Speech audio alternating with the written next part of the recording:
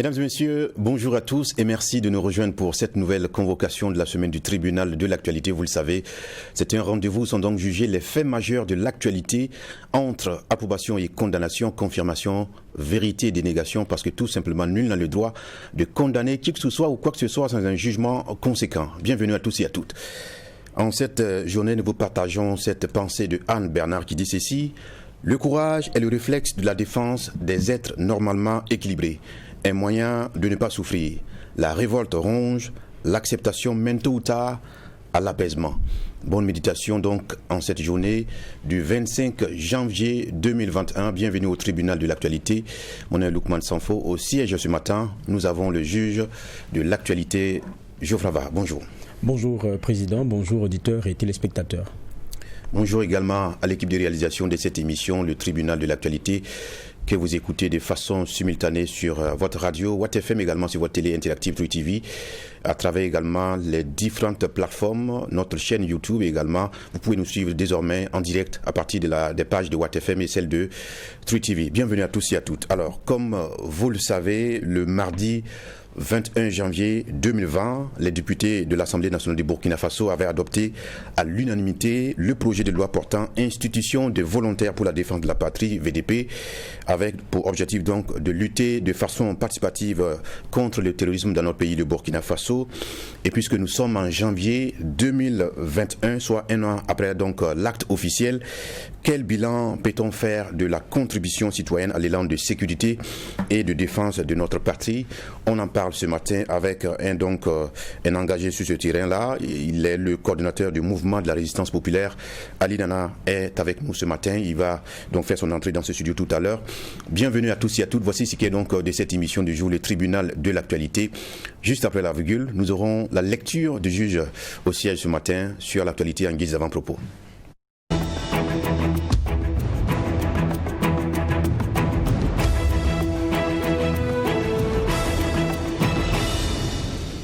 Merci encore une fois de cette fidélité sans cesse renouvelée au programme de Watt FM et True TV.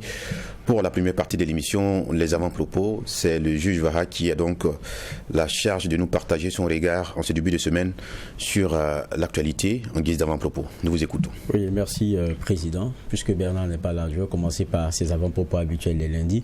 C'est dire bonne semaine à tout le monde. Et ayant sacrifié au rituel de Bernard Bougouma, je m'intéresse à mon avant-propos à moi.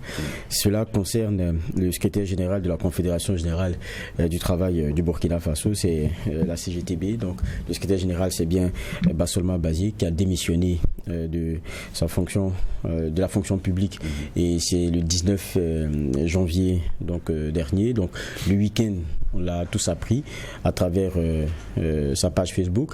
Et puis bon, faut dire que de prime abord, on avait un document qui circulait, mais il y avait un problème de date, je crois, qui faisait qu'on n'avait pas forcément confiance au document. Nous avons tenté de entrer en contact avec lui. Après, on a eu le bon document signé à bonne date.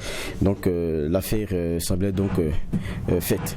Donc il a démissionné, mais il y a dans l'extrait qu'on a pu avoir des raisons qui sont données. Il dit que lorsque vous représentez des hommes de valeur, vous avez l'impérieux devoir de faire en sorte que votre prix soit l'honneur. Par conséquent, un salaire ne doit en aucun cas être un moyen de chantage. D'où ma démission de la fonction publique afin de mieux me consacrer à la défense ferme des intérêts des travailleurs et travailleuses et du peuple burkinabé. Donc derrière, c'est des pressions pour lui, notamment venant de l'administration, donc des gouvernants, des autorités, et qui à un moment donné pèse trop, et il s'est dit on ne peut pas continuer avec pareil chantage. Et puis il ne faudrait pas oublier aussi que l'homme, il n'y a pas si longtemps, il est passé devant un conseil de discipline pour on va dire pour la non-application du volume horaire. C'est comme ça qu'on va dire, parce qu'il faut rappeler qu'il est professeur, il est professeur certifié des lycées et collèges, chargé de dispenser donc les cours de SVT, sciences de la vie et de la terre, notamment au lycée Philippe Zenda. Et il était passé devant le conseil de discipline parce que il n'arrivait pas à atteindre ces volumes horaires. Maintenant, il avait été reconnu coupable, mais il n'y avait pas d'autres sanctions, d'autres mesures qui avaient été prises à son encontre. Et le dernier sujet concernant Bassolma Bazi, c'était une question d'affectation arbitraire même, disait-il. Donc je pense que au regard de tout ce qui semblait pour lui être un acharnement, qu'il a décidé de se retirer de cette fonction publique-là. Mais il rassure que c'est pour défendre au mieux les intérêts des travailleurs, une cause pour laquelle il restera toujours engagé. On aimerait bien l'avoir sur l'un de nos plateaux pour aborder toutes ces questions-là avec lui, parce que c'est quelqu'un qui a animé aussi, quoi qu'on dise, cette scène-là, notamment sur la défense des droits des travailleurs. Et s'il décide de quitter cette fonction publique, ça allait être intéressant qu'on puisse avoir le clair mot de tout ça, parce qu'on a tous suivi aussi dernièrement les pressions qui ont été sur sa personne. Donc, c'était mon avant-propos d'aujourd'hui. S'il nous entend, parce que c'est vrai qu'on a tous tenté ces choses-là. Soyez rassurés. On espère qu'il va venir. Nous sommes en contact déjà. Je pense qu'il est hors de Ouagadougou. Dès qu'il rentrera, justement, il pourra se disponibiliser pour cette émission, le tribunal de l'actualité, pour situer l'opinion. Merci à vous, Geoffroy Vaha, d'avoir partagé donc ce regard-là sur cette actualité qui fait d'ailleurs la une des différents journaux aujourd'hui au Burkina Faso. Alors, sans plus tarder, on va s'entretenir avec Monsieur Ali Nana. Il est le coordonnateur du mouvement de la résistance populaire, donc une action citoyenne en vue donc de contribuer à la défense de la patrie en proie donc à ce terrorisme-là. Et donc, puisque nous sommes en janvier 2021, il a été institué depuis un an déjà, en tout cas la contribution citoyenne en termes de volontaires pour la défense de la patrie VDP. Et quel bilan peut-on en faire, puisque lui, il a sillonné pratiquement, en tout cas, les grands centres liés à ce terrorisme-là, et qui nous fera le point de l'action des VDP, également la réalité que vivent justement nos confrères, nos concitoyens qui contribuent de façon courageuse à la lutte contre le terrorisme. Encore une fois, sinon, bienvenue au tribunal de l'actualité. Merci, M. Loukman Sanfo, M. Jujva. Bonjour à True TV. Merci donc de répondre à notre convocation. Ça va être la troisième fois que nous vous recevons pour parler donc de cette question cruciale. Dites-nous déjà, vous qui êtes le coordinateur de la résistance, du mouvement de la résistance populaire, que peut bien contribuer, on va dire, représenter la communication, puisque vous êtes justement sur les différentes plateformes, les plateaux télé et radio, pour apporter justement des éléments d'information. Qu'est-ce que ça peut bien apporter justement à l'action de ceux qui mènent le combat sur le terrain? Effectivement, je voudrais saisir cette occasion-là pour vous dire bonjour et rendre un hommage appuyé à nos forces de défense et de sécurité, à nos volontaires et à l'ensemble du peuple burkinabé pour le travail qui est en train d'être abattu sur le terrain. Je voudrais aussi dire merci à la 7e législature qui, de façon historique, a voté une loi à l'unanimité, je dis bien à l'unanimité, pour toute la première fois au Burkina Faso. Et c'est cette loi qui a permis effectivement de sauver ce pays. Aujourd'hui, le bilan est très satisfaisant sur le terrain. Les acquis sont palpables. Pour s'en convaincre, il suffit de prendre la route nationale numéro 22, Ouaga-Djibo, et vous allez constater que la vie est revenue, la vie reprend au Burkina Faso. Les gens vaquent à leurs occupations et sous le contrôle de nos forces de défense et de sécurité et nos valeureux volontaires qui, malgré la modestie des moyens, sont en train d'abattre un travail très remarquable. Et aujourd'hui, si nous nous permettons de sillonner les plateaux de télé et de la radio et les radios, c'est pour justement montrer notre énorme satisfaction au regard de ces résultats que nous sommes en train de constater sur le terrain. Mais est-ce que cette communication, elle sert justement à l'action ou bien elle dessert? Parce que vous savez que même pour ce qui concerne nos forces de défense et de sécurité, il avait été voté une loi pour justement encadrer même comment les médias doivent traiter l'information. Vous, à votre niveau, comment vous voyez la question de communication? Mais effectivement, le volet communicationnel permet effectivement de rendre visibles ces résultats. Mais vous conviendrez avec moi que tout ne se dit pas sur les plateaux, mais c'est une manière pour nous, patriotes du Burkina Faso, d'apporter notre soutien, notre communication et de rendre visible effectivement ce travail que les gens abattent 24 heures sur 24 pour nous permettre effectivement de vivre à l'aise à Ouaga et dans les grands centres urbains. Aujourd'hui, pratiquement tous les week-ends, nous sommes sur le terrain. Au-delà des grands centres, nous fréquentons les villages les plus reculés, les villages qui n'existaient pratiquement pas au Burkina Faso, qui aujourd'hui mènent paisiblement les activités, leur vie sous le contrôle des forces de nos volontaires qui se bousculent, il faut le rappeler, effectivement, pour grossir les rangs, malgré la modestie et la limite, effectivement, des moyens pratiques. D'accord. On peut le dire aisément, vous êtes sûrement à l'avant-garde de cette action citoyenne, puisque vous avez lancé depuis octobre 2019 le mouvement de la résistance populaire, qui est bien avant justement l'institution des VDP. Est-ce qu'à ce jour, vous avez fusionné avec l'action de l'État ou bien vous existez à côté? Comment est-ce que vous êtes adapté à cette nouvelle donne? Non, nous sommes un élément de cet État. Donc nous travaillons de façon directe et en bonne intelligence avec les autorités politiques, les autorités militaires et les autorités religieuses sur le terrain, comme on l'a dit. Nous travaillons avec ces gens-là directement, parce qu'effectivement, n'est pas VDP qui veut. Mais effectivement, pour que quelqu'un fasse partie des volontaires, il faut quand même un certain nombre d'informations sur la personne, un certain nombre de formations, de modules de formation pour ces gens-là, pour les permettre de mener ce combat dans le respect strict des droits humains, parce que nous sommes une association, un mouvement républicain attaché aux droits de l'homme, parce qu'effectivement, à notre création, vous n'êtes pas sans savoir qu'il y a eu des voix qui s'étaient élevées pour condamner effectivement la création de ce mouvement, pour dire que voilà, une fois de plus, le Burkina Faso va ériger des milices des Burkinabés contre des Burkinabés. Mais aujourd'hui, ces mêmes voix qui s'étaient élevées pour condamner ce mouvement nous appellent en off pour nous féliciter, pour nous dire qu'effectivement, on a eu raison très tôt avant l'appel du président du Faso.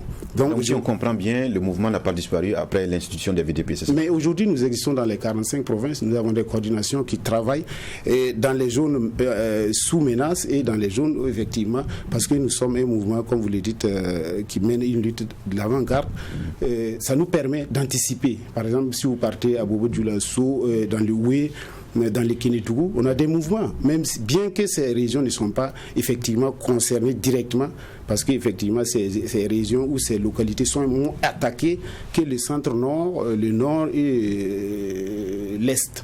Donc, effectivement, nous sommes un mouvement national qui existe et qui travaille en étroite collaboration avec les autorités politiques, militaires et l'ensemble des fils du Burkina Faso, quel que soit leur bord politique, quelle que soit leur appartenance religieuse et autres.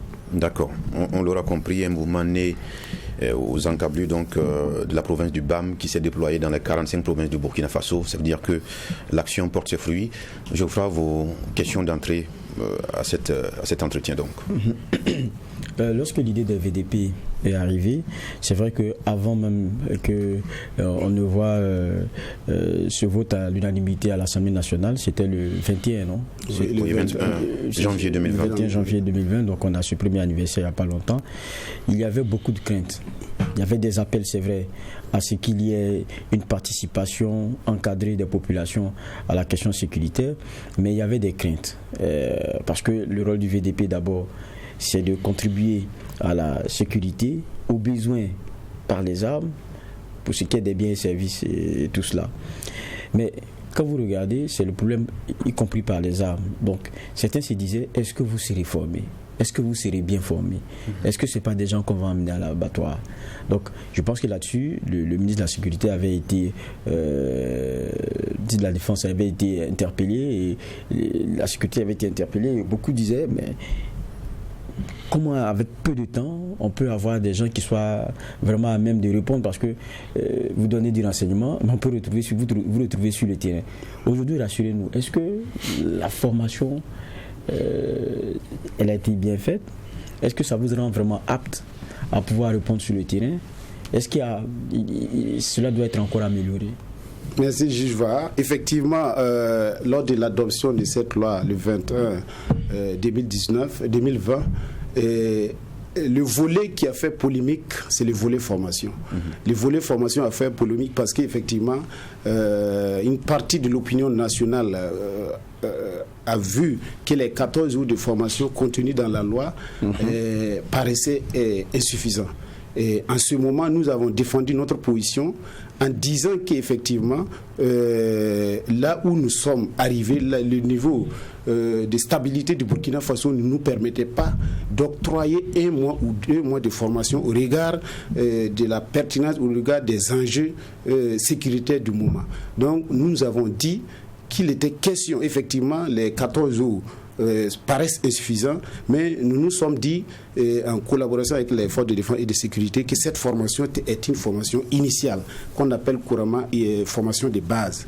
Maintenant, sur le terrain, en fonction des menaces, en fonction des réalités du terrain, alors la formation devient continue.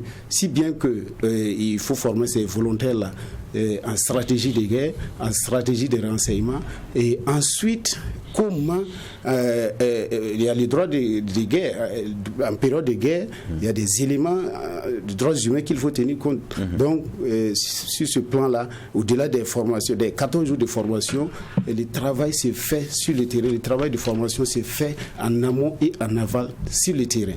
Et croyez-moi, aujourd'hui, partout où il y a des volontaires, aucun volontaire ne peut amener un moyen de guerre ou bien mener une opération sans l'aval ou l'autorisation de nos forces de défense et de sécurité.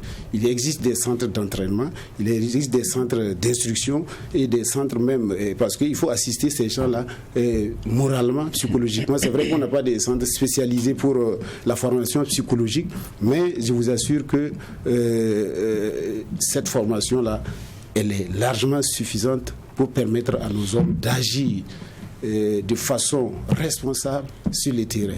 Mais écoutez, quand les gens disent que cette formation paraît insuffisante, mais ceux qui nous attaquaient en son temps sur les motos, peut-être ils n'avaient même pas les 2 jours de formation. C'est des gens qu'on embarquait, on transformait la tête et puis on leur donnait des moyens, si bien que sur le terrain, nos hommes ont rencontré des gens qui ne pouvaient pas manier l'arme.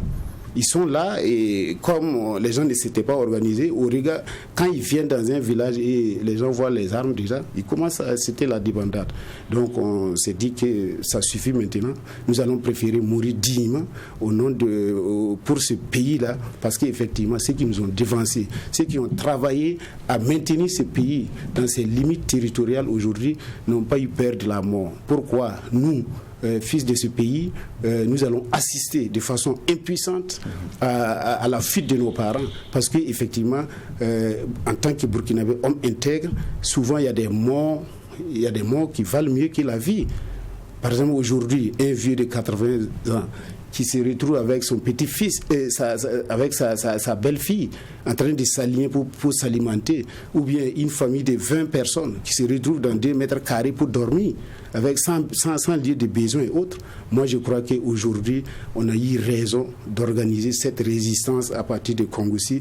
Et Dieu merci, même ceux qui s'étaient opposés effectivement à cette initiative se sont ralliés. Et aujourd'hui, vraiment, on peut dire que le Burkina Faso vit, n'eût été peut-être les statistiques alarmantes de certaines institutions qui sont faites à dessein. Aujourd'hui, il y a la vie au Burkina Faso. Et pour s'en convaincre, la semaine passée, nous avons conduit un média international qui est allé sur le terrain, qui a dormi dans des villages qui ont été attaqués 18 fois et ils sont revenus à Ouagadougou avec, tenez-vous bien, leurs moyens de communication, les véhicules et autres. Vous allez peut-être suivre l'élément. Mais c'est pour vous dire qu'aujourd'hui, c'est qu'on a l'image qu'on a du Burkina Faso à Ouagadougou et au niveau international n'est pas l'image réelle du Burkina Faso. Aujourd'hui, nos forces de défense et de sécurité, nos hommes, nos volontaires ont pris le dessus sur ces ennemis-là. Parce qu'effectivement, comme je l'ai dit et je le répète, ceux qui nous attaquaient ne sont pas venus d'ailleurs.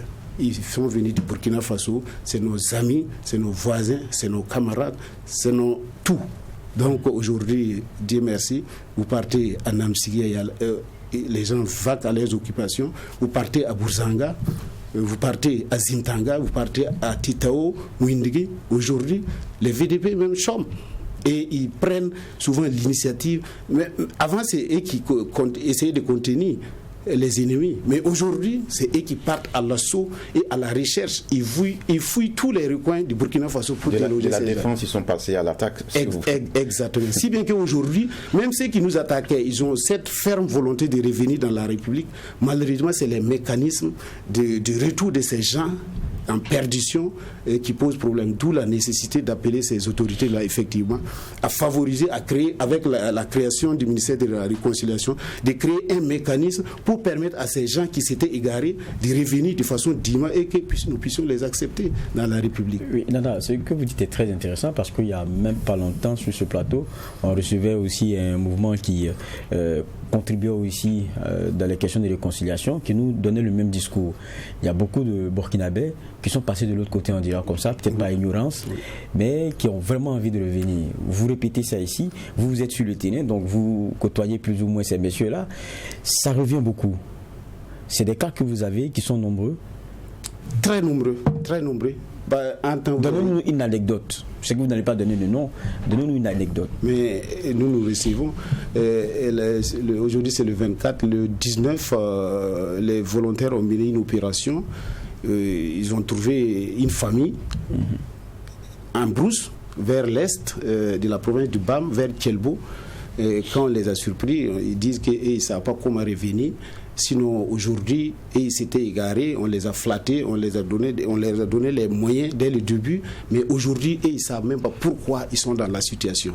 Mais ils ne savent pas comment venir. Et pour s'excuser, ils ont même dit de prendre, ils ont détaché des animaux pour leur dire de prendre et que voici. Mais comment ils peuvent venir? Il y a les cas de Djibo aussi. Les cas de Djibo, il y a beaucoup de gens qui sont venus déposer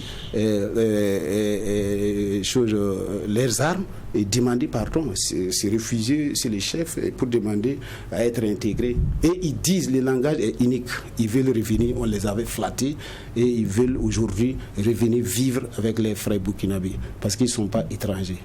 Donc c'est des cas palpables, c'est des cas qu'on peut citer à longueur de journée. Et bon, tout ne se dit pas, sinon il y a des anecdotes plus poignantes que ça. D'accord. Voilà. Oui, poursuivez. C'est vrai aussi qu'on se rappelle que sur la question la question première que j'abordais, la question de votre formation, il y avait le ministre Russi qui disait qu'on ne va pas faire de vous la chair à canon et qu'il y aura quand même cette formation qui sera donnée de prime abord et puis ça va continuer sur le terrain. On est à 1 an parce qu'on veut parler bilan. On va commencer par là où ça fait mal. Vous dites que vous êtes un peu partout dans le Burkina Faso. Combien de VDP sont tombés en gros? Est-ce qu'on peut avoir une estimation? Je laisse la réponse à nos patrons. Comme je l'ai dit, nous ne sommes pas un mouvement qui est tombé ex nihilo. Bon, c'est ça, voilà. On comprend. Nous travaillons sous l'autorité, le contrôle de nos forces de défense et de sécurité qui se salient au passage. Parce que franchement, ce que ces hommes sont en train de faire, c'est inimaginable. C'est inimaginable. Il faut être là pour comprendre. Quand vous êtes à Ouagadougou, vous ne comprenez pas ce qui se passe sur le terrain. Mais il faut, si vous partez sur le terrain, vous voyez un FDS, et si vous avez l'occasion, ou bien un volontaire, si vous avez l'occasion de lui donner votre salaire, vous allez lui donner. Parce que c'est la détermination. Ce n'est pas autre chose que l'essence du patriotisme. Ces gens se battent, ils se sacrifient sans moyens, je vous assure, sans moyens pour effectivement sauvegarder ce pays-là. Et si aujourd'hui nous sommes allés aux élections, ça c'est à mettre à l'actif de nos forces de défense et de sécurité. Parce qu'à 1 mois des élections, c'était pas évident. C'était pas évident. Mais Dieu merci, hormis la seule attaque qu'il y a eu au Yaga, je crois que les élections se sont passées normalement sur le territoire national. Et je peux dire même, les localités où il n'y a pas eu élection, c'est parce que bon, les gens avaient exagéré, comme les médias traitent de façon, certains médias traitent l'information de façon inéquitable. Il y a eu plus de peur que de mal sur le terrain. Sinon, en réalité, les élections pouvaient se tenir dans 98% des localités du Burkina Faso. Ça, c'est moi qui vous le dis aujourd'hui. Voilà. C'est vrai que les voix indiquées ne parlent pas, mais moi, je vis les réalités sur le terrain, j'ai les rapports, je les appelle, je sais ce qui se passe. Nous tous, nous nous déplaçons dans des localités que les gens ne peuvent pas imaginer. J'ai compris déjà la diplomatie et puis, comme on appelle le discours militaire pour ne pas me donner ma réponse. Voilà. J'aimerais qu'on parle de la dimension légale de cette institution de VDP, parce qu'au départ, on nous a fait comprendre que pour être enrôlé VDP, il faut s'engager avec un contrat avec l'État, un an renouvelable. Est-ce que, de façon concrète, tous ceux qui se sont enrôlés dans cette action-là ont eu un contrat officiel avec l'État burkinabé? Ils ont des contrats, mais malheureusement, de vous à moi, le contenu de la loi n'est pas appliqué, n'est pas opérationnalisé sur le terrain. C'est tout le drame. Si vous partez, vous voyez comment nos VDP travaillent. Je vous assure que tenez-vous bien que dans les villages, c'est les femmes, les hommes qui sont obligés souvent de faire des apports personnels en alimentation pour permettre à ces gens-là de faire le travail qu'ils sont en train de faire. Il y a la loi qui est bien, le contenu de la loi, comme je l'ai dit, est exceptionnel, c'est impressionnant, c'est alléchant. Malheureusement, l'application sur le terrain pose problème. Et pourtant, l'un des engagements de l'État aussi, c'est d'offrir à ces VDP-là tout le nécessaire pour pouvoir faire le travail. Est-ce que vous avez été abandonné? C'est tout l'intérêt de notre volet communication. Si nous tournons aujourd'hui au niveau des plateaux, au niveau des radios, c'est pour effectivement interpeller l'autorité pour qu'elle accepte, qu'elle assume sa responsabilité vis-à-vis de son engagement législatif. Parce que dès lors qu'une loi est adoptée à l'Assemblée nationale et que ça a été d'abord un projet de loi au niveau du Conseil des ministres, je crois que les gens doivent s'assumer. Alors qu'aujourd'hui, le découragement est en train de gagner les rangs des volontaires. On ne peut pas dire qu'on est abandonné parce qu'il y a nos forces de défense et de sécurité et ils ne payent pas, mais ils assurent l'encadrement. Mais côté motivation... Même eux-mêmes, ils ont des perdièmes. Oui, côté motivation... Le déploiement. Côté motivation, nul. Et aujourd'hui, la seule motivation, le seul courage, le seul tonus pour ces volontaires-là, c'est leur engagement patriotique. C'est parce qu'ils voient qu'à cause d'eux et de nos forces de défense et de sécurité, les villages sont en train de s'installer. C'est ça le seul point de satisfaction. Sinon, si on allait s'en tenir effectivement aux éléments de cette loi sur le terrain, il y a longtemps, on aurait abandonné la lutte. Est-ce que... Oui, allez-y, terminez. Effectivement la nécessité, une fois de plus, d'interpeller les autorités politiques, les décideurs politiques, à accompagner nos forces de défense et de sécurité, à accompagner nos forces nos volontaires sur le terrain. Parce que, je l'ai dit, la maladie coronavirus existe, certes, je ne dis pas non, mais je crois qu'il y a une exagération. Si aujourd'hui, nous n'avions pas eu cet esprit d'anticipation et d'arrêter la stratégie, parce que ce que j'ai dit, les attaques étaient programmées.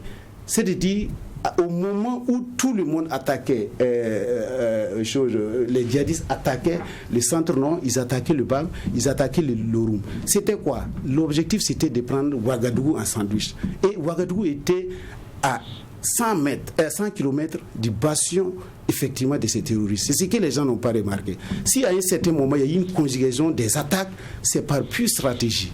C'est pas parce que non, les gens n'attaquent pas au hasard, ils savent comment prendre Ouagadougou en tenaille. Et c'est ce qui a été programmé. Et nous, étant visionnaires, on a pu arrêter l'hémorragie à 100 km de Ouagadougou. Et aujourd'hui, vous prenez Djibo, mais il n'y a pratiquement rien Ouaga-Djibo.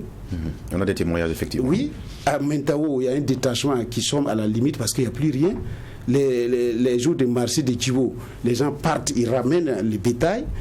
Je crois qu'il faut que les médias, j'allais profiter, vous demander effectivement de faire ce travail-là. Nous sommes prêts à vous amener sur le terrain, vous allez découvrir des vigiles, effectivement, la réalité du terrain. Parce qu'aujourd'hui, contrairement à ceux qui croient qu'au Burkina Faso, il y a la menace terroriste, on ne peut pas dire que c'est fini, mais la vie est en train de reprendre correctement sur le terrain. Mais là où nous avons peur, c'est la démotivation de nos volontaires. Justement. Tenez-vous bien, des gens qui ont abandonné les activités commerciales, agricoles, toutes les sources de revenus, qui ont pris des initiatives, qui ont pris leur courage en main pour défendre leur pays, sans rien, sans accompagnement, simple manger. La simple alimentation pose problème au niveau des volontaires. Et ces gens dorment dans le froid. Nous, on est à Ouagadougou, on dort dans des maisons et on se protège. Et ils n'ont même pas les aides pour se protéger. Malgré tout, ils répondent présents à chaque appel de nos forces de défense et de sécurité. Ils mettent la communication, c'est avec leurs moyens qu'ils utilisent pour communiquer. S'il y a une alerte aujourd'hui à Zimtanga ou à Bourzanga ou à Namsiga, immédiatement jusqu'à l'est, en passant par Windigué, Titao, tout le monde est informé. Ils ont pu mettre un système de réseau, de flotte qui leur permet effectivement moindre alerte à 20 km, tout le monde est informé à la limite, à la minute qui suit. Vous ne voyez pas que c'est de trop. Oui, c'est clair qu'on comprend que ça doit être vraiment difficile, mais je me dis, est-ce que dès le départ, on ne sentait pas la chose venir de ce genre-là? Lorsqu'on se dit que le volontariat, ça avait été précisé, n'est pas un emploi, et il disait que vous n'êtes pas régi par le Code du travail, et que vous êtes assimilable au groupe d'autodéfense. Donc, quand on lit en filigrane, il n'y a pas assumé certaines questions de façon très claire. Est-ce que dès le départ déjà, on n'avait pas les prémices de la situation dans laquelle les VDP se trouvent aujourd'hui? Effectivement, très belle question. On avait ces prémices, mais notre travail de veille, effectivement, consiste à éviter ça. C'est qu'on est en train de vouloir vivre. Bon, mais nous n'allons pas baisser les bras par manque de moyens. Nous allons continuer parce que ce pays-là, on veut léguer ce pays-là dans ses limites territoriales à nos enfants. C'est notre seul... Sinon, si on allait... Par exemple, le contenu de la loi, comme je l'ai dit, il suffisait simplement qu'on applique à la lettre. Que ça soit suffisant ou pas, il suffisait qu'on applique le contenu de la loi à la lettre. Et aujourd'hui, on n'en parlait plus. Le peu de moyens qu'on avait prévu pour ces volontaires-là, si ces volontaires aujourd'hui avaient ou recevaient de façon régulière ces promesses ou ces éléments de promesses sur le terrain, je vous assure qu'avec il y avait une prise en charge minimale qui avait été... Oui, ça vient, mais ça vient de façon sporadique, de façon irrégulière, de façon... Bon, de toute façon, permettez-moi de ne pas rentrer trop dans les détails. Mais sachez que ces gens-là sont à encourager. Et moi, mon point de satisfaction aujourd'hui, c'est la naissance de cette fibre patriotique au Burkina Faso qu'on a vécue sous la Révolution. Partez dans les villages, vous allez voir. Mais quand un VDP prend la route comme ça, en tenue avec ses moyens, un groupe, mais sachez qu'il y a des gens qui les croient, qui leur donnent, qui les encouragent, qui vraiment, c'est épatant. Il faut vivre pour comprendre. Donc, nous interpellons une fois de plus les décideurs politiques à voir pour que ça ne soit pas... Parce qu'effectivement, il y a un danger. Si des propositions viennent d'ailleurs, avec les conditions de vie, imagine un commerçant qui avait au moins 2 millions, 3 millions comme chiffre d'affaires par mois ou bien par jour, et à un certain moment, il dépose tout, il ferme tout, et il se met au service de sa patrie. Il n'a plus ça, et imaginez si une proposition plus alléchante vient d'ailleurs. À défaut d'aller... Heureusement qu'il y a le patriotisme quand même. Voilà. Mais écoutez... C'est vrai que même le ministre Chérif disait, lorsqu'il était questionné sur les VDP, il disait qu'il faudrait éviter qu'à la fin aussi ce soit une milice. Mais pour éviter que ce soit une milice, quand on parle de milice, ça veut dire que les intérêts ne sont plus forcément ceux de la patrie. Exactement. On vous a formé, à un moment donné, vous commencez sur le terrain à avoir une expertise pour ce qui est de l'art de la guerre. Donc, ça veut dire que toute récupération peut être dangereuse. Mais nous, quand on vous écoute aussi, on a un peu peur. Parce que vous dites qu'il y a ce patriotisme-là qui transpire aujourd'hui, mais vous dites faisons attention pour ne pas qu'il y ait des possibilités de récupération. Ça veut dire qu'il y a des possibilités de récupération. Mais écoutez, les risques zéro n'existent pas. Dans toute option, dans toute initiative, les risques zéro dans le monde n'existent pas. C'est ce qu'on a dit. L'initiative qu'on avait prise, il y avait des risques. Est-ce que ce n'est pas une menace en même temps? Non, mais écoutez, même si on ne faisait rien, il y avait des menaces. Faire quoi? Il fallait prendre l'initiative et gérer le processus. Comme je l'ai dit, c'est une dynamique. C'est une dynamique, on gère les problèmes au fur et à mesure qui se posent sur le terrain. Et aujourd'hui, nous interpellons effectivement les autorités à accomplir leurs devoirs, leur engagement qu'ils ont pris effectivement dans cette loi-là. Sinon, effectivement, les risques zéro n'existent pas. Alors, toujours sur cette question des moyens d'action, c'est vrai qu'il y a les questions de ressources financières, mais il y a aussi les questions des équipements. Une des questions aussi qui avait fait l'objet donc de débats, c'était avec quoi les VDP allaient justement contribuer à sécuriser les territoires.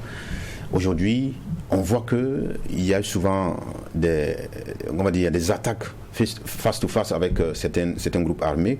Donc on voit clairement que vous avez des armes par devers vous. On pose justement cette question, puisqu'on avait aussi dit que l'État contribue donc à l'équipement de ces VTP-là. Mais qui vous a dit que nous avons des armes? C'est pour ça que je vous dis, on a fait ressortir le fait qu'il y a eu en tout cas une altercation directe entre groupes armés avec des VDP, ce qui a souvent causé la mort soit des VDP ou de ces groupes armés-là. Donc ce qui dénote clairement que vous avez des armes par devers vous. Est-ce que ça a été autorisé aujourd'hui? C'est des choses qui se gèrent sur le terrain. C'est les réalités du terrain qui commandent effectivement.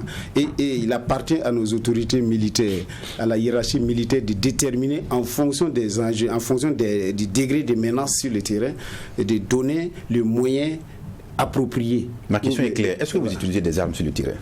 Écoutez, je suis prêt à vous accompagner sur le terrain. Vous allez découvrir vous-même.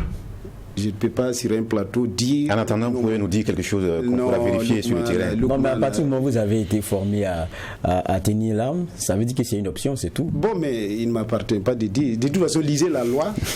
Tout ce que les volontaires ont sur le terrain, c'est ce qui est prévu dans la loi. On dit le recrutement est assuré par les auxiliaires de forces de défense et de sécurité, les commandants des régions militaires. Voilà. Ils reçoivent des équipements de l'État. Il leur est interdit de posséder de l'armement à titre personnel. Voilà. Bon. Donc c'est clair. C'est la loi qui dit. La loi est nationale. La loi a été votée par notre représentation nationale qui représente les 20 millions de Burkinabés. Donc les Burkinabés consentent que ces volontaires-là aient ces moyens pour effectivement faire le travail qu'ils sont en train de faire avec, je le répète, il faut que les gens sachent que les VDP sont sous le contrôle, l'autorité, l'encadrement de nos forces de défense et de sécurité. Ça, il faut le répéter.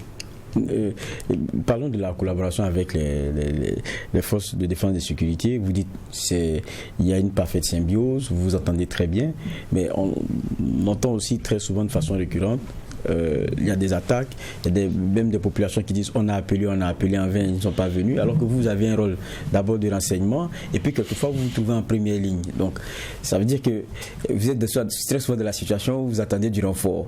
Mais ça c'est fini actuellement. Maintenant c'est réglé. C'est réglé. C'est avant l'engagement des volontaires qui a ce problème parce qu'effectivement nos forces de défense n'étaient pas nombreux, ils ne pouvaient pas occuper. C'est déployé dans les 8000 villages du Burkina. En ce moment, une attaque pendant qu'il y a un détachement à Zimtanga ou à Bourzanga ou à Namsigia et à Windigue dans les Lourou, s'il y a une attaque d'ici, et puis encore il y a ce système de minage que les gens faisaient, donc ces gens ne peuvent pas aller du tic au tac comme ça, il fallait prendre des précautions, il y a la stratégie militaire qu'il fallait appliquer pour y arriver, mais aujourd'hui il y a ce qu'on appelle cette sécurité de proximité. S'il y a attaque immédiatement dans la seconde, pour ne pas dire que de toute façon s'il y a attaque c'est que nos hommes sont déjà là. Voilà. Donc c'est ça l'avantage des volontaires, la proximité. Les volontaires sont dans tous les recoins où nos forces de défense et de sécurité ne peuvent pas aller en 30 minutes ou en 15 minutes. Donc ça veut dire l'avantage c'est la maîtrise du terrain par ces volontaires. L'avantage c'est la proximité de ces volontaires-là avec les zones d'attaque, avec les zones où sont censés effectivement être ces ennemis-là. Donc vraiment c'est tout l'avantage. Bon, ça c'était avant, quand il y avait des menaces, il fallait attendre un jour, des fois 48 heures même.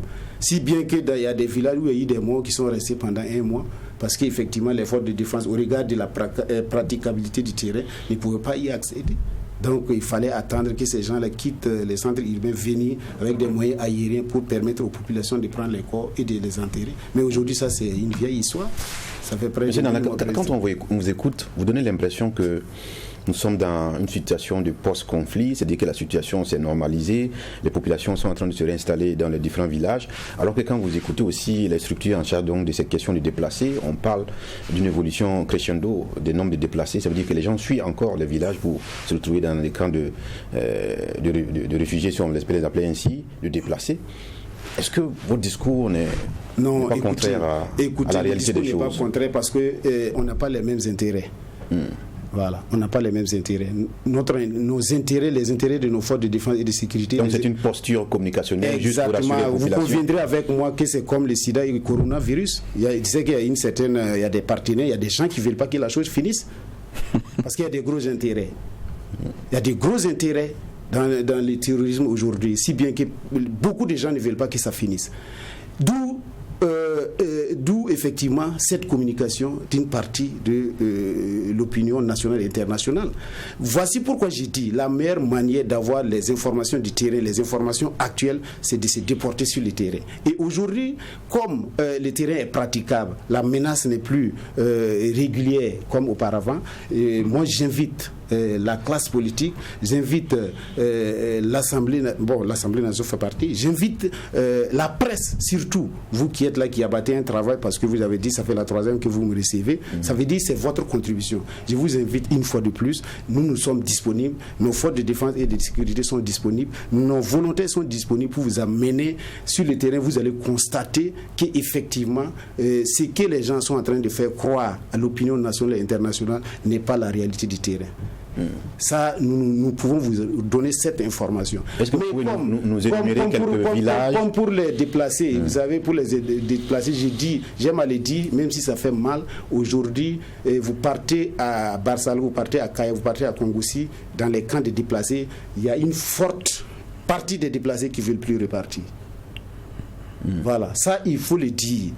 Les gens sont venus en ville, ils reçoivent tout, ils ont découvert un nouveau mode de vie. Les femmes pilées, les femmes écrasées, aujourd'hui ce n'est plus le cas, tout est à côté. Mais ces gens font tout pour ne pas repartir. Malheureusement, les gens ne veulent pas qu'on dise. Et aujourd'hui, c'est ce que j'ai dit, j'ai toujours interpellé le ministère de l'Action sociale, de la solidarité, à ouvrir l'œil. Parce qu'effectivement, il y a des cadres qui sont chargés effectivement de partager ces vivres ou ces moyens, de mettre ces moyens ou ces vivres à la disposition des volontaires qui sont en train de s'enrichir sur le dos de ces misérables déplacés. Et aujourd'hui, le constat est clair. Donc, il faut mettre fin à ça. Vous avez suivi l'alerte à Kaya des gens qui s'étaient effectivement spécialisés dans cette dynamique-là pour s'enrichir, pendant que, même au niveau des déplacés, ils ont catégorisé. Il y a des déplacés, vous voyez, vous partez, vous allez trouver 60 sacs de riz avec 50 000 francs par mois. À côté, il y a des déplacés qui sont là, qui n'ont pratiquement rien dans la journée. Et aujourd'hui, pour s'en convaincre que la chose est un peu politisée, levez-vous, TruTV n'a qu'à se lever, aller à Kongoussi, dire qu'ils vont visiter les 7 camps de déplacés. Ils vont vous dire d'aller à l'action sociale. Vous allez aller à l'action sociale, on va vous donner un papier. En ce moment, ils sont dans les camps en train d'organiser des gens qui doivent répondre à vos questions.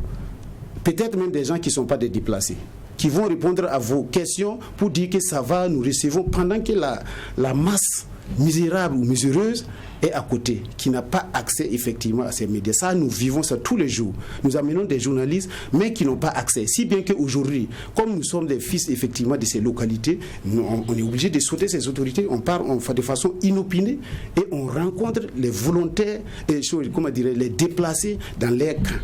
Donc on découvre que des gens sont excessivement traités, mieux traités que les autres. Donc ils ont catégorisé. Ça veut dire quoi? Ça veut dire qu'il y a une certaine politique d'exploitation. C'est que vous dites assez délicat. Vous pointez du doigt ici un certain maquillage de la réalité des... Exactement. Et c'est ce maquillage-là qui fait croire qu'aujourd'hui, le Burkina ne vit pas. Le Burkina vit. Ça, je le répète, celui qui veut. De toute façon, vous pouvez, même si vous ne voulez pas aller jusqu'à Kongoussi ou bien à Barsalou ou à Kaya, mettez-vous sur les routes, vous allez voir comment les mouvements, les gens sont. Il y a pratiquement, vous prenez, en fait, il y a je ne dis pas qu'il n'y a pas quelques... Mais il ne faut pas qu'on essaie d'amener une information qui n'est pas la réalité du terrain au Burkinabé. Et surtout les Ouagalais. Moi, je connais beaucoup de jeunes cadres qui refusent d'aller à Kongoussi, qui refusent d'aller à Bourzanga, qui refusent d'aller à Namsiga, qui sont des localités où ils sont nés. Ils ont peur. Mais nous, si nous nous permettons d'aller, si vous vous fiez, c'est qui va faire? Donc, allez-y, découvrir, vous allez informer effectivement les restes de ceux qui doutent de venir, qu'effectivement la situation est vive. Et aujourd'hui, quand nous causons avec nos forces de défense et de sécurité, ils disent de miser sur la communication pour que les gens chassent à partir de Ouagadougou dans les grands centres comme Ouagadougou, Bobo, Koudougou, Dédougou, et même à l'opinion internationale, de savoir que les informations qu'ils ont sur le terrain, ce n'est pas les informations qui sont sur le terrain. Donc aujourd'hui, c'est ce volet communicationnel là qu'on est en train de mener, et c'est une offensive communicationnelle pour permettre aux gens de savoir que les localités du Burkina Faso, à l'est, au nord, au sud, sont fréquentables aujourd'hui. Voilà, de toute façon, vous pouvez. Est-ce qu'aujourd'hui, si vous prenez, est-ce qu'il y a eu, dans ces derniers temps, vous avez eu qu'il y a un village, hormis Kumbri, tout récemment, là aussi on est en train de gérer, pour ne pas dire que c'est géré, est-ce que vous entendez encore des alertes ou des attaques? Et aujourd'hui, s'il y a attaque, c'est que c'est réellement des terroristes. Avant, ce n'était pas des terroristes. C'était des bandits qu'on avait embrigadés, qu'on avait drogués, qu'on avait flattés, et ils attaquaient leurs propres frères. Aujourd'hui, ça c'est devenu une histoire. Parlons aussi d'autres éléments. C'est que quand on parle des VDP, c'est des auxiliaires aux forces de défense et de sécurité, une offre alternative, mais qui a trouvé aussi écho auprès de personnes qui étaient membres d'organisations d'autodéfense aussi avant, comme Koglogo et autres. Alors qu'on sait que dans beaucoup de localités, le camp d'en face, les terroristes, utilisent quelquefois les brèches qu'il y a dans la société elle-même. Et on a vu des violences qui se sont muées, des désaccords qui sont mués en violence intercommunautaire. Et après, quand on écoutait avant, la question des VDP était citée quelquefois des groupes d'autodéfense comme Koglogo et tout ça, on a vu dans certains cas. Aujourd'hui, les VDP, on dira peut-être que c'est peut-être une offre, mais les membres, il y a des gens qui ont été de ces groupes d'autodéfense-là, ou bien des gens qui sont sentis aussi proches de l'appel qui a été donné. Est-ce que dans le fond, dans la gestion de tous les jours, quelquefois le clivage intercommunautaire dans certaines zones où c'est un peu fort, ça ne déteint pas aussi dans le groupe? Non, il n'y a pas de clivage, puisque ces mêmes gars se sont mis dans les rangs des volontaires. Aujourd'hui, si vous prenez un échantillon de VDP, c'est ce que j'ai dit de par le passé, vous trouvez tout. Les anciens militaires retraités, qu'on appelle couramment les réservistes, vous trouvez des CDR qui ont fait la formation militaire sous la Révolution, vous allez trouver des Koglogo, vous allez trouver des Dezo, vous allez trouver aussi toutes les communautés. Ça, je le répète, contrairement à ceux qui croient que les VDP sont catégorisés ou il y a une ethnie qui ne fait pas partie des VDP. Ça, je peux vous envoyer des photos, je peux vous faire des reportages. Toutes les communautés, toutes les ethnies du Burkina Faso sont engagées dans les rangs des volontaires. Nos FDS sont là pour témoigner. On avait vu quand même la situation à Tangolbougou, des gens avaient manifesté parce qu'on refuserait qu'ils prennent part à l'action des VDP. Mais écoutez, c'est que les images qu'on nous envoie ne sont pas forcément les vraies. Tangolbougou, c'est toute une histoire. Les gens, on ne peut pas s'asseoir, les gens se trompent de cible, les gens se trompent de combat. Tangolbougou, ce qui s'est passé à Tangolbougou, il y a des non-dits. Les gens ne se sont pas levés comme ça pour se massacrer. Il y a des non-dits. Et voici pourquoi je souhaite, dans mes émissions, rencontrer un certain nombre de structures lors des débats contradictoires. Lesquelles, par exemple, vous pensez à quelle structure? Non, je souhaite rencontrer certaines structures travaillant effectivement dans le sens de la cohésion sociale ou de la défense de certaines ethnies. Moi, je souhaiterais peut-être les rencontrer parce que ce qui se dit à Tangolbougou, c'est une histoire. Quand il y a eu des exagérations, il y a eu une histoire, les gens ne se sont pas... Et pourquoi ça n'a pas eu lieu? Pourquoi ça n'a pas eu lieu en 1985? Pourquoi ça n'a pas eu lieu en 2014? Pourquoi ça n'a pas eu lieu en 2000? Pourquoi c'est en 2019, 2020, 2021? Pourquoi? Vous croyez que Tangolbougou ne fait pas partie du Burkina Faso? Vous croyez que les gens ne vivaient pas en symbiose? Vous croyez qu'il y avait un problème latent qui est apparu du coup? Non. Écoute, et nous sommes des humains. Nous sommes des humains, on a des insuffisances, on a des qualités et des insuffisances. Mais à un certain moment, si l'homme est humilié jusqu'à sa dernière retranche, si l'homme est diminué jusqu'à un certain moment, tu crois que mieux vaut mourir que d'exister. Il n'y a qu'un seul moyen de défense. Bon, on ne va pas ouvrir un front. Voilà. Mais sachez que Tangolbougou, c'est peut-être, si Dieu nous donne longue vie, on aura les dessous et les dessus de cette affaire. Voilà. Donc, d'office, ne croyez pas que c'est une communauté qui s'était... Non. Ça, moi, franchement, je ne m'inscris pas dans ces registres-là. Revenons sur la question des VDP. Il y a un article 32 qui stipule comment est-ce qu'on peut être déchu de sa qualité de VDP si on a des comportements qui sont attentatoires aux règles d'éthique et à la morale. Est-ce qu'en un an déjà, on a eu des exclus? Non, on a eu des avertissements, tout. Ça aussi, c'est peut-être des gens qui sont tombés dans des erreurs, pas de façon... Mais qu'est-ce qui revient souvent comme erreur? Non, on n'a pas d'erreur. Parce que nos forces de défense et de sécurité sont des spécialistes. Franchement, ça, vous dites qu'il y a eu des avertissements, c'est-à-dire qu'ils ont commis quand même des fautes. Oui, mais c'est de façon involontaire. Ces gens n'ont pas commis ces erreurs en voulant commettre ces erreurs. À dessein, voilà, à dessein. Donc, dans leur dynamique, dans leur action, il peut arriver, comme même professionnellement chez vous, chez nous, au bureau, on peut effectivement, dans l'exercice de nos tâches quotidiennes ou de notre profession, composer des actes qui ne sont pas des actes normaux, mais effectivement on met ça sous le compte des erreurs, mais pas de la bonne chose dans le sens effectif. C'est-à-dire que vous n'avez pas encore décelé des brebis galeuses? Non, absolument pas. Ils nous surprennent même de façon positive. Et tout à l'heure on parlait de la question des moyens. Je m'en voudrais aussi de terminer l'émission sans poser certaines questions sur parce que votre action, il y a les risques qui vont avec.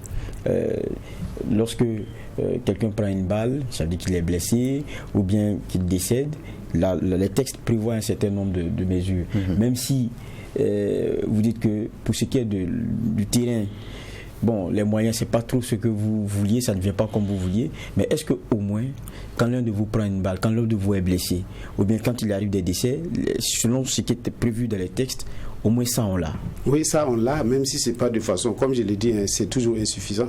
Sinon, nos forces de défense et de sécurité, quand il y a une situation comme ça, ils sont pris en charge comme nos FDS. Voilà, même si la question de procédure administrative et autres prend du temps, si bien qu'à un certain moment, les gens ne jugent même pas nécessaire de poursuivre. Sinon, effectivement, il y a une tentative d'application ou bien de faire appliquer ces dispositions-là. Mais tenez-vous bien, si c'est des questions de moyens, nous-mêmes, il y a longtemps, on avait abandonné.